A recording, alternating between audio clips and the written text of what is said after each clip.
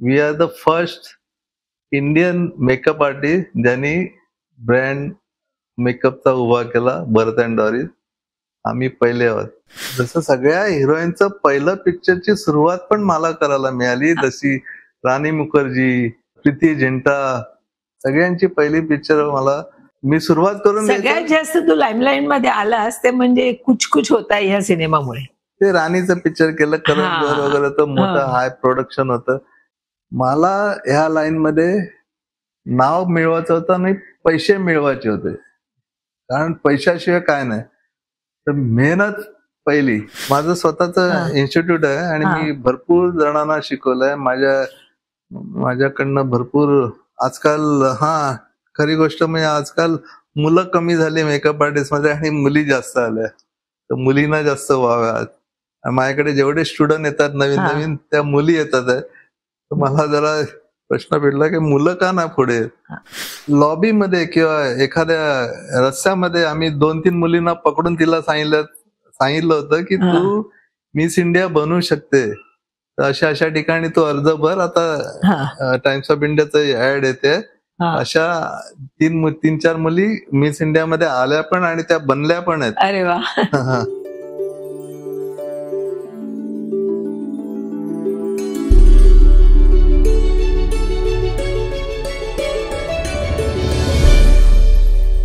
तू हे तर मेकअपचं तर करतोच आहेस, ह्याच्याबरोबर तू म्हणजे चित्रपट झाले, मॅगझिन साठी झालं, ब्युटी पेजंट साठी सुद्धा तू काम केलेलं आहेस. मिस युनिव्हर्स, मिस इंडिया ह्या झाल्या, त्यांचा मेकअप पण तू केले. तेव्हा काय अनुभव आले? मला प्रसिद्धी ऍक्च्युली इथूनच मिळाली. जेव्हा 98 पासून मिस इंडिया मी करायला लागलो, मिस्टर प्रदीप गुहा होते त्यावेळेला important times of India. Pradeep गुहा होते. मी जवळ 12 वर्ष मिस इंडिया केलं आणि त्या 12 वर्षाच्या कारकिर्दीमध्ये इंडियाला 7 क्राऊन मिळाले. 2 युनिव्हर्सल, मिस वर्ल्ड असे मिळून 7 क्राऊन मिळाले. त्याच्यामध्ये माझा पण हातभार आहे. तर मी मुलींना व्यवस्थित शिकवायचं, इथे त्यांचे क्लासेस घ्यायचे आणि त्यांना सांगायचं असाच मेकअप तुम्ही करा, तर तुमचा फेस तुम्ही त्या फॉरेनच्या हातात द्यायचा नाही, कारण ते वाट लावणार. इंडियन स्किन ते हँडल करू शकणार नाही. तर तुम्हाला जे मी फाउंडेशन देतो तेच वापरा. तर सुष्मिता पासून, ऐश्वर्या पासून, प्रियांका पासून सगळ्यांना मी धडे दिलेले आहेत. तर हा मोठा वाटा मला मिळालाय. आणि हे जे पॅजंट जे इंडियामध्ये होते, प्रसिद्धीत होते त्यावेळेला, I am so lucky to have this kind of pageant इंडियामध्ये. मिस इंडिया मी केलं, त्याच्यानंतर मिस्टर इंडिया पण करायला मिळालं, ग्लॅड ट्रॅक सुपर मॉडेल मिळालं. तर हे जेवढे पॅजंट मी केले ना, त्याच्यामध्ये मला फार प्रसिद्धी मिळाली. वेगवेगळे फेसेस हँडल करता मिळाले. एवढे ब्युटिफुल मुलींना मेकअप करायला मिळाला ना, तर आम्ही स्वतःला भाग्यवान समजतो की भाग्यवान समजतोस. पण मला आता सांग, सतत या सगळ्या सुंदरांच्या गराड्यात तू होतास, त्यांचा मेकअप करत होतास, एखादी सुंदरी पटवली नाहीस? डॉरिस होती बरोबर मागे. तू आणि डॉरिस कुठे भेटलात? माझी मिसेस डॉरिस पण ह्या लाईन मध्ये भेटलो. ऍडव्हर्टायझिंगची शूटिंग करत होतं, त्यामुळे तिची नवीन एंट्री झाली होती. त्याच्यामध्ये मी आधीच ऑलरेडी मेकअप आर्टिस्ट होतो. तर अशा एका सेटवर काम करता करता भेट झाली आणि ती 7-8 दिवसात प्रेमामध्ये उत्पन्न झालं आणि त्याच्यानंतर आम्ही कंटिन्यू केलं. पण तुमच्या दोघांची जोडी अगदी फेमस आहे. याच नावाने तुम्ही तुमचा ब्रँड पण सुरू केलात, B&D. असं डोक्यात कधी आलं तुझ्या की आपण हा ब्रँड सुरू करावा? आणि इतक्या मोठ्या प्रमाणात तो झालेला आहे की युनिव्हर्सल ब्रँड झालेला आहे, त्याच्याविषयी सांग. फिल्म लाईन मध्ये आल्यानंतर 78-79 त्याच्यानंतर माझ्या लक्षात आलं की ही जी फिल्म लाईन आहे ती सगळ्या टेक्निशियनला 100% शेवट पण घेऊन जाऊ शकत नाही. कधी पण तो खंड पडू शकतो, बदल होऊ शकतो, इन्कम खंडित होऊ शकते. तुम्हाला जे पैसे आज मिळतात ते उद्या मिळतील हे भरोसा नव्हता. तेव्हा मी माझ्या डोक्यावर आणलं की नाही, मला पुढचं माझं भवितव्य मला स्थिरावायचं आहे, मला पाहिजे काहीतरी. तर त्यावेळेला मी डॉरिसला सांगितलं की एक आपण स्वतःच ब्युटीचं दुकान उघडूया किंवा पार्लर उघडूया. तर आम्ही जे माझ्या मनामध्ये जी इच्छा होती. इच्छा असायची ती डॉरिस पूर्ण करायची, म्हणजे कामाला सुरुवात करायची की हा असं करायचंय. तर जे पैसे येतात ते सांभाळून ठेवायचे आणि त्याच्यातनं आम्ही एक छोटस ब्युटीचं दुकान टाकलं, त्याच्यानंतर सलून टाकलं.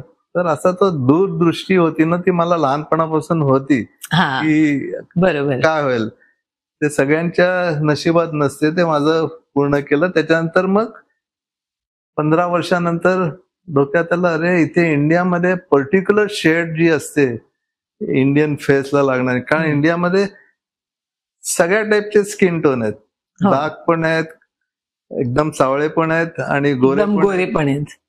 तर ह्या तेव्हा शेड मिळायचे नाही. जे आपले पूर्वीचे जे ब्रँड असायचे त्याच्यामध्ये पण आम्ही मिक्सिंग इव्हन फॉरेनला पण मिळत नसत सगळ्यांच्या स्किनचे. फॉरेनला ते त्यांची एक टिपिकल स्किन असायची ना, ब्रिटिश असायचे गोरे असायचे, अमेरिकन गोरा असायचे. बरोबर.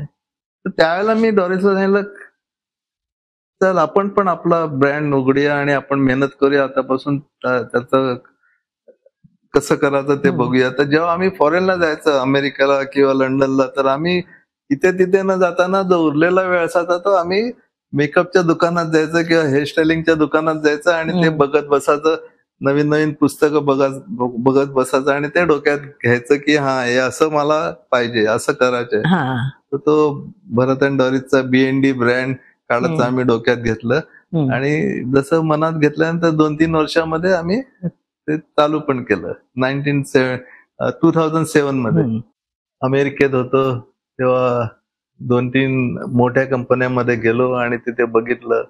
लॉंग आयलंडला गेलो, रिसर्च केला सगळा प्रोडक्टचा आणि त्याच्यानंतर 2-3 वर्ष आणखीन लागली.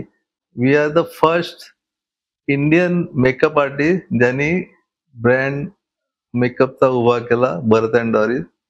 आम्ही पहिले आहोत जोडी. मी या सगळ्याचं क्रेडिट तुझ्यापेक्षा जास्त डॉरिसला देईन, कारण मला असं वाटतं ती तुझ्या प्रत्येक ह्याच्यात पाठी उभी असते. बिलकुल. आणि बरोबरीने काम करत असते, डॅशिंग आहे, डिसिजन योग्य घेते, फास्ट घेते. खूप. हा, मला वेळ लागतो. हो, म्हणून म्हटलं की याचं मी श्रेय तिला देईन, डॉरिसला देईन. ती इन्स्टंट घेते आणि मला जाम टाइम लागतो. माझी ती गॉसिप मैत्रीण आहे, माहितीये ना तुला.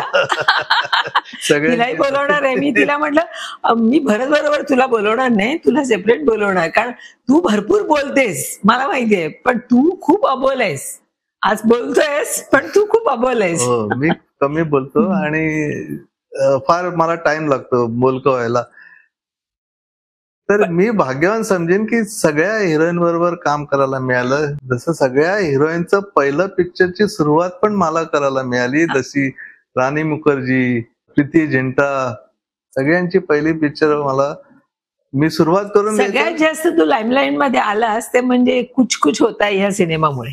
ते राणीचं पिक्चर केलं, करण जोहर वगैरे, तर मोठं हाय प्रोडक्शन होतं. मला ह्या लाईन मध्ये नाव मिळवायचं होतं आणि पैसे मिळवायचे होते, कारण पैशाशिवाय काय नाही. तर मेहनत पहिली. तू इतकी मेहनत करताना पाहिलेली आहे तुला, सतत इकडे पळ तिकडे पळ, ह्याची गडबड त्याची गडबड, एवढं सगळं करताना तू स्वतःला फिट कसं ठेवत होतास?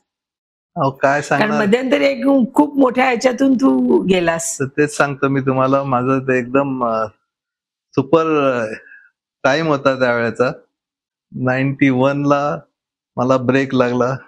माझ्या दिवसाला 7 शूटिंग असायच्या किंवा 6 शूटिंग असायच्या. तर मी इथून तिथून बाईकने पळायचं आणि मला संध्याकाळी 7 वाजता रस्त्यामध्ये अटॅक आला, एज ऑफ 32 मध्ये.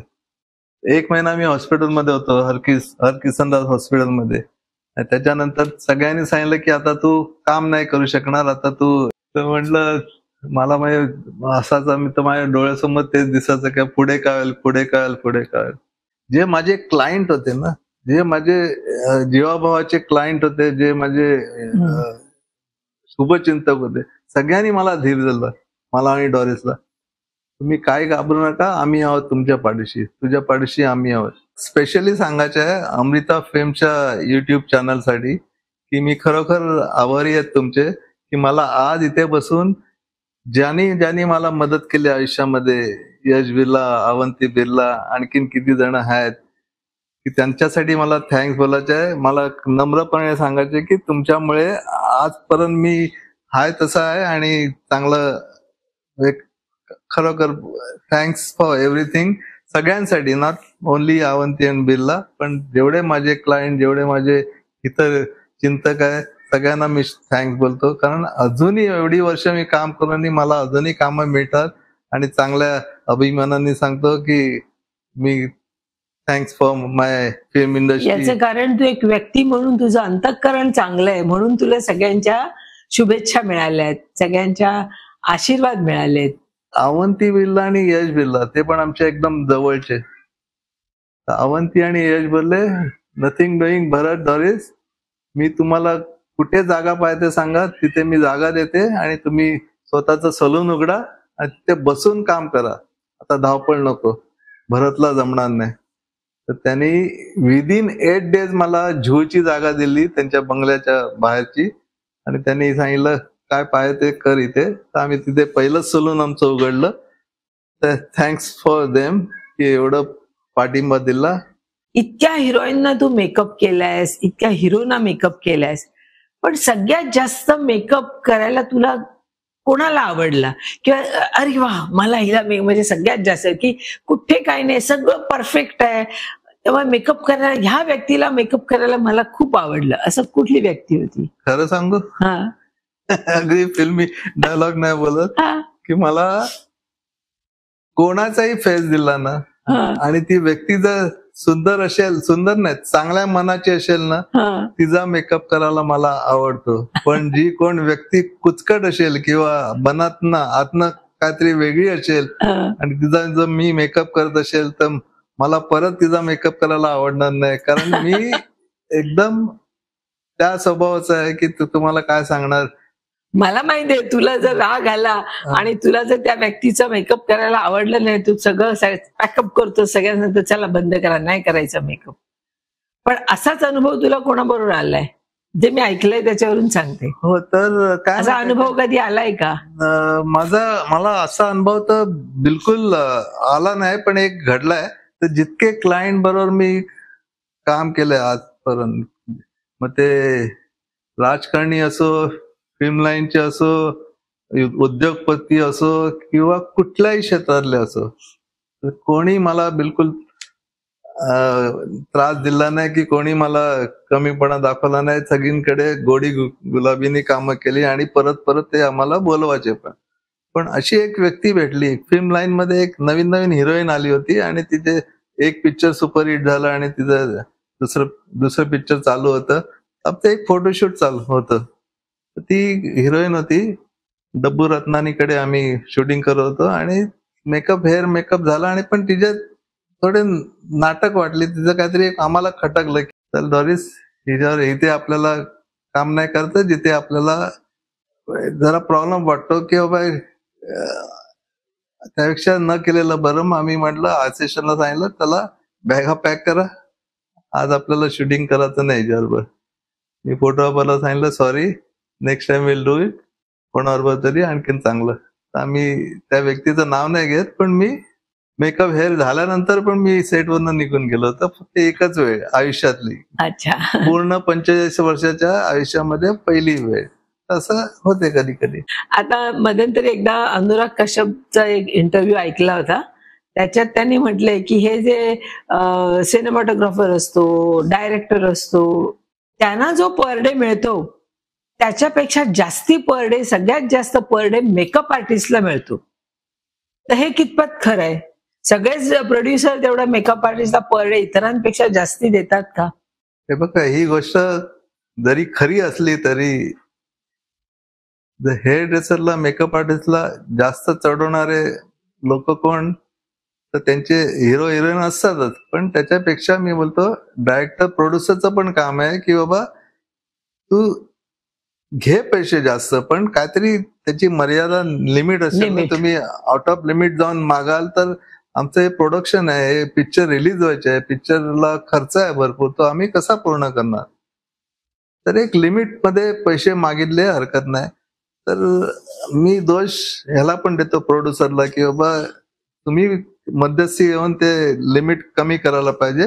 पैसे मिळतात मेकअप आर्टिस्टला, हेअरड्रेसरला, आय एम व्हेरी हॅपी बाबा. त्यांना बरोबर. जास्त मिळतात का ना, जिथे मिळतात ते घ्यायचे.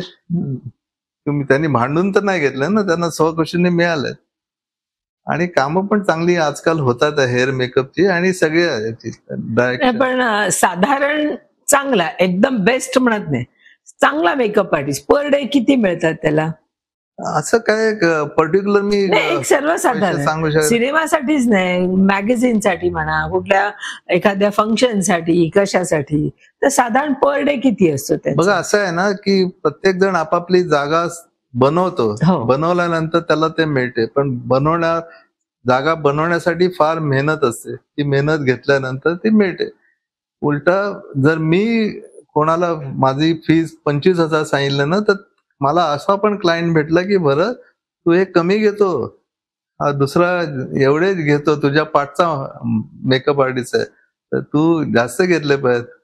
म्हटलं नाही, मी खुश आहे याच्यामध्ये, पण तेच सांगतात. असं तर नाही ना, जो जास्ती पैसे घेतो म्हणजे तो जास्ती एक्सपर्ट असणार. असं असते, एक्सपर्ट नाही, पण ते तुलना करतात ना, त्यामध्ये जास्ती problem मोठा होतो. आर्टिस्ट. ठीक आहे. नाही, मी का विचारलं, कारण खूप तरुण पिढी आहे आणि त्यांनाही वाटतं की आपण मेकअप आर्टिस्ट व्हावं, तर त्यांच्या दृष्टीने त्यांना तू काय सल्ला देशील? या लाईन मध्ये यावं न यावं, किंवा कसं आहे, किती मेहनत करावी लागते? बिलकुल, मेकअप आर्टिस्ट आणि हेअरस्टाईल तुम्हाला लाईफ मध्ये बनायचं असेल, फिल्म लाईन या कुठची आजकाल ऍडव्हर्टायझिंग आहे, दुसरी मराठी मीडिया आहे, कुठच्या याच्यामध्ये येणं चांगली गोष्ट आहे. आणि फार तुम्हाला नाव पण मिळेल, तुम्हाला पैसे मिळते या, पण तुम्हाला त्याच्या आधी अभ्यास करायला पाहिजे की ही व्यक्ती जर या पातळीवर पोहोचली तर त्यांनी काय मेहनत घेतली. सगळ्या क्षेत्रामध्ये मेहनत ही इम्पॉर्टंट आहे. तुमचं जे तुम्ही त्याच्यामध्ये एक्सपर्टी आहे तिथं दाखवलाच पाहिजे, पण इम्पॉर्टंट आहे तुमचा स्वभाव पण, तुमचं राहणं वागणं आणि तुम्ही कसं कोणाशी व्यवहार करता ते इम्पॉर्टंट आहे. आणि हायजेनिक स्वतःला ठेवणं फार जरुरी आहे. मेकअप आर्टिस्टला स्वच्छ सामान पाहिजे, चांगल्या दर्जाचं सामान वापरलं पाहिजे, कारण आपण कोणाच्या तरी चेहऱ्याशी आपण स्किनशी टच करतो आणि ते इम्पॉर्टंट आहे. तर त्यासाठी हायजेनिक होणं असणं सगळं गोष्ट फार जरुरी आहे. नुसतं बरोबर, तुम्हाला दिसते बाह्य याच्यावरती, पण त्याच्या पाठी फार इम्पॉर्टंट गोष्टी आहेत. तू स्वतः काही वर्कशॉप्स वगैरे घेतो की नाही मेकअपचे वगैरे? माझं स्वतःच इन्स्टिट्यूट आहे आणि मी भरपूर जणांना शिकवलंय. माझ्याकडनं भरपूर आजकाल खरी गोष्ट म्हणजे आजकाल मुलं कमी झाली मेकअप आर्टिस्ट मध्ये आणि मुली जास्त आल्या, तर मुलींना जास्त व्हाव्यात. माझ्याकडे जेवढे स्टुडंट येतात नवीन त्या मुली येतात आहे. तर मला जरा प्रश्न भेटला की मुलं का ना पुढे. पण ही जशी प्रत्येक 10 वर्षानंतर ना प्रथा बदलते, आपल्या इंडियामध्येच नाही पूर्ण जगामध्ये फॅशन मेकअपची स्टाईल बदलते, चेंजेस होतात. आता मुलींना जास्त व्हाव्यात. तर अशा पुष्कळ घटना पण घडलेल्या आहेत आमच्या आयुष्यामध्ये. मी तर तुम्हाला सांगतो खरी गोष्ट की आम्ही लॉबीमध्ये किंवा एखाद्या रस्त्यामध्ये आम्ही 2-3 मुलींना पकडून तिला सांगितलं होतं की तू मिस इंडिया बनवू शकते, तर अशा ठिकाणी तू अर्ज भर. आता टाइम्स ऑफ इंडियाचं ऍड येते, अशा 3-4 मुली मिस इंडिया मध्ये आल्या पण आणि त्या बनल्या पण आहेत. अरे वा. बरं, आतापर्यंत तू इतक्या हिरोईन्सना मेकअप केलेला आहेस, अनेकांना तुझी इन्स्टिट्यूट चालवतोय, असे काही याच्या व्यतिरिक्त कोणी होतंय का की ज्यांना तू मेकअप केलेला आहेस किंवा ज्यांच्यापर्यंत तू पोहोचलेला आहेस मेकअपच्या? तर भरतने पहिल्यापासून सगळी स्वप्नच बघितली की असं एक ग्राफ मी स्वतः तयार केला की कसं जायचं. फिल्म लाईन मध्ये एका आर्टिस्ट कडे काम करून ना तो बांधला जातो. मेकअप त्याच्या पलीकडे जात नाही, तो तेवढाच राहतो की एकीला सुंदर बनवतो आणि तो बरीच वर्ष 10 वर्ष 12 वर्ष तेच काम करतो, तेवढा पण राहतो. पण माझ्या डोक्यामध्ये ती आयडिया होती, जेव्हा मी परवीन भाभीकडे 10 वर्ष केल्यानंतर ह्याच्या पुढे काय करायचं ते मी त्याच वेळेला ठरवलं होतं की मला आता वेगवेगळ्या क्षेत्रामध्ये करायचे. तर इंडियाची सगळ्यात टॉपमोस्ट इंडस्ट्री कुठची होती माहिती आहे? हा 85च्या टायमाला ऍडव्हर्टायझिंग इंडस्ट्री. हा तर मी ऍडव्हर्टायझिंग इंडस्ट्रीमध्ये आलो. ऍडव्हर्टायझिंग इंडस्ट्रीमध्ये सगळ्यात भारी समजायचं, म्हणजे एकदम उच्च नंबर 1 नंबर 2 वर्ल्ड मध्ये. तेव्हा ऍडव्हर्टायझिंग मध्ये मोठमोठ्या प्रोडक्शन हाऊस मध्ये कामं करायला मिळाली आणि जो तुम्ही नॅचरल मेकअप म्हणता ना, तो तिथे ऍडव्हर्टायझिंग मध्ये जास्त होतो, लागला ना लागल्यासारखा. तर तो मेकअप करणं पण फार महत्वाचं असतं आणि त्याच्यामध्ये आम्हाला भरपूर नाव मिळालं, पैसा मिळालं. तर तिथूनच मला एका लेडी आर्ट डायरेक्टर, जी स्टोरी टेलर असते, तिने सांगितलं की भरत, इथे तर तुम्ही चांगला मेकअप करता, पण एक जिथे प्रॉब्लेम आहे ती गोष्ट म्हणजे मोठमोठी लग्न होतात ना, मोठमोठ्या सुंदर सुंदर मुलींची लग्न होतात, पण त्यांना मेकअप आर्टिस्ट चांगले मिळत नाहीत लग्नाच्या दिवशी. आणि ते पार्लर मध्ये जातात, सुंदर मुलगी पार्लर मध्ये जाते आणि ती मेकअप थोपून बाहेर येते. तर ती तुम्हाला ह्या क्षेत्रामध्ये पण काम करायला पाहिजे. म्हटलं इथे आम्ही एवढे बिझी आहेत काय, तिथे कुठे जाणार? नाही, तिथे पण तुम्ही मध्ये टाइम काढून करायलाच पाहिजे. तर तिथे आमची तशी एंट्री झाली आणि तेव्हा लग्नाचं काम आम्ही चालू केलं. आणि मग मोठमोठे बिझनेसमन पासून ते आम्ही पोलीस कमिशनर ते सीएमच्या मुलींची लग्न करणं, मुलांचं करायचं, तिथपासून सगळे क्षेत्रातल्या लोकांमध्ये जायला मिळालं. इव्हन आपल्या घरच्या मध्ये पण मी प्रत्येक लग्नाला होतो. डॉक्टर आमचे मिस इंडिया मध्ये होते. मगाशी तेच तुला म्हटलं की आमच्या घरातल्या लग्नात पण तूच होतास मेकअप करण्यासाठी. तर फार आनंदाची गोष्ट आहे की मी सीएमच्या घरी पण गेलेलो आहे आणि मी अरुण गवळीच्या घरी पण गेलेलो लग्नाला. आम्हाला हे अरुण गवळीच्या घरी गेला होतास हा किस्सा ऐकायला आवडेल. त्यांच्या मुलीचं लग्न होतं आणि एक दिवस फोन आला माझ्या सेक्रेटरीला आणि तिने सांगितलं की 2 टायमाला भरत अँड डॉरीज पाहिजेत, सकाळी एवढ्या वाजता, संध्याकाळी एवढा. तर ती घाबरली, अरुण गवळीच्या तिथून फोन आलाय आणि माझी डायरी संध्याकाळी फुल होती, बिलकुल नव्हती. तर मी तिला सांगितलं, अरे सांग ना, मग सांग, सकाळचं आम्ही करतो, संध्याकाळी आम्ही फ्री नाही आहेत. ती बोलते नाही, त्यांना कसं नाही बोलणार. नाही, तू नाही करू शकता फोन, तर माझ्याकडे दे, मी करतो. तर मी गीताशी बोललो, म्हटलं सॉरी, इव्हनिंगला आम्ही फ्री नाही आहेत, तर सकाळचं करतो आणि संध्याकाळचं बघा तुम्ही दुसरं कोणाकडनं करून घ्या. ती बोलले ओके, नो प्रॉब्लेम. असं करून आम्ही ते पण लग्न ऍडजस्ट केलं आणि फार मस्त अनुभव मिळाला. एवढे चांगले घरचे सगळे मला, पूर्ण घरचे त्यांचे भेटले आणि मस्तपैकी झाला कार्यक्रम. तर काही घाबरायचं काय, आपण जे आहे ते, जे खरं ठेवलं ना, ते त्याला चांगला प्रतिसाद मिळतो. भरत, तू काय फक्त सुंदर हिरोईन, सुंदर मुली त्यांचेच मेकअप करतोस का, किंवा तरुण हिरोईन त्यांचेच मेकअप करतो का? नाही, मी स्वतःला भाग्यवान समजतो की मी डेफिनेटली 2000 नंतर किंवा 95 नंतर मी as a ladies special makeup artist म्हणून झालो. पण त्याच्या आधी भरपूर मला चांगली कामं मिळाली करायला, त्याला गेटअप म्हणतो आपण, ज्याला प्रोस्टॅटिक मेकअप बोलतो. जसं मी शिर्डी के साईबाबा मध्ये पण होतो, साईबाबांचा पण मेकअप केलाय, कर्मा क्रांतीमध्ये दिलीप कुमारचा पण मेकअप केलाय, मनोज कुमारचा पण मेकअप केलाय. दाड्या वगैरे लावणं, वीग वगैरे लावणं, टक्कल लावणं, शिर्डी के साईबाबामध्ये टक्कल लावायला मिळालं. तर आमच्या गुरु ऑलराऊंडर होता, त्यामुळे मी पण ऑलराऊंडर बनलो. आणि माझ्या गुरुला फोटोग्राफीची फार आवड होती. जसे आउटडोअरला गेलं तर ते डिजिटल कॅमेरा घेऊन यायचे आणि काश्मीरमध्ये, सिमलामध्ये वगैरे ते, तर त्यांची पण ती मला कला मिळाली आणि मला पण फार आवड आहे की नेचरचं पिक्चर वगैरे काढायचं. तर फार मजा आली. फिल्म लाईन फार चांगली आहे आणि आम्ही फार मजा केली. फिल्म लाईन तर चांगली आहेच. मगाशी तुम्ही मला प्रश्न विचारला, कोणाचा मेकअप करायला तुम्हाला आवडेल, तर खरी आयडियल व्यक्ती कोण आहे मला माहित आहे. तुम्हाला माहित आहे, सांगू? तर तुम्ही आहात. तुम्ही सुंदर आहात, पण तुमचं जे रिअल मनापासून जे तुम्ही आतनं सुंदर आहेत ना, ते सगळ्यांना माहिती नसेल, ते मी सांगतो. तर अशा व्यक्तीला मला मेकअप करायला फार आवडते आणि कधी पण तुमच्यासाठी मी हजर असणार. मला बोलवत जा, मी खरोखर मनापासून थँक्यू भरत, थँक्यू. थँक्यू. तू इथे आलायस, माझ्या काही स्पॉन्सरनी तुझ्यासाठी गिफ्ट पाठवलेत. Doctor G D. पोळ यांचं हॉस्पिटल आहे आणि मेडिकल कॉलेज आहे, तर त्यांनी हे तुझ्यासाठी आयुर्वेदिक प्रॉडक्ट पाठवलेले आहेत. तू बघ, रिसर्च कर त्यावरती. थँक्यू. नंतर सिरो कंपनीने हे प्रॉडक्ट दिलेले आहे. हे एक बाटली ह्याची किंमत 3,500-4,000 आहे. हे अमेरिकन प्रॉडक्ट्स आहेत आणि या कंपनीने इंडियामध्ये त्याचे अनालिसिस करून हे प्रॉडक्ट बनवलेत आणि ह्याची इकडे किंमत 350 ते 400 आहे. हे सगळे अमेझॉनवर उपलब्ध आहेत. तू प्रत्येक आणि असे जवळजवळ 250 ते 300 प्रॉडक्ट आहेत या कंपनीचे. हे त्यांनी तुझ्यासाठी पाठवलेले. थँक्यू.